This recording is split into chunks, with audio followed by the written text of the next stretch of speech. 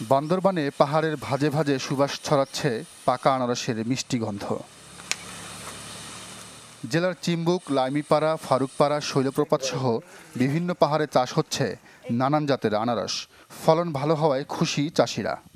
পাহাড়ে আনারস চাষ করে অনেক মিষ্টি, লাভও অনেক বেশি হয়। 2 একর জায়গায় আমি আনারস চাষ করছি, ফলনটা খুবই ভালো।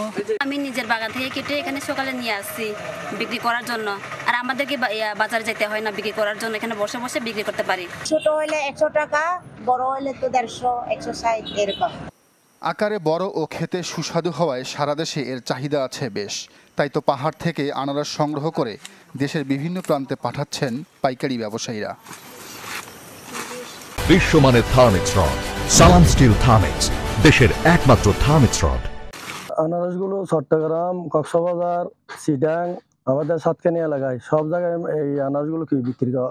আমরা মাল কিনে নিয়ে পদুয়া, লোহাগাড়া, সাতকানিয়া, বেগো সবগুলো বিক্রি করি। আলহামদুলিল্লাহ এগুলো বিক্রি করে ভালো চলার।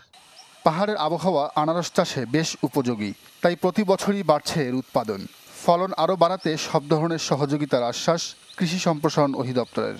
সরকার এই আনারস চাষ সম্প্রসারণের জন্য ফিলিপাইন থেকে একটি জাত এনেছে, MD2 জাতের আনারস, যেটা অত্যন্ত মিষ্টি, এবং এটা সম্প্রসারণের জন্য সরকার কৃষকদেরকে চারা, বীজ, চারা এবং সার সরবরাহ করে যাচ্ছে। চলতি বছর জেলায় ৩,৬৯২ হেক্টর জমিতে আনারস উৎপাদন হয়েছে ১,০১,২34 টন। Desk report, channel 24।